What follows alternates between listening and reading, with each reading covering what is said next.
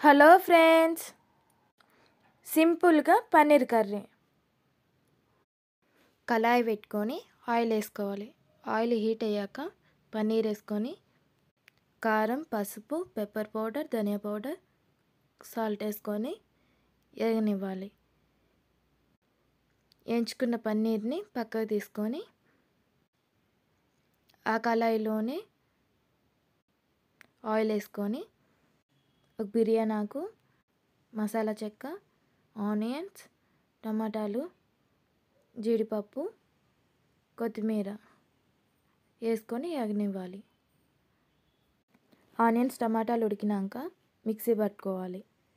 Mixie పట్టుకున్న గ్రేవీని oil వేసుకొని కారం, పసుపు, ధనియా పౌడర్, ఉప్పు వేసుకొని కలుపుకోవాలి.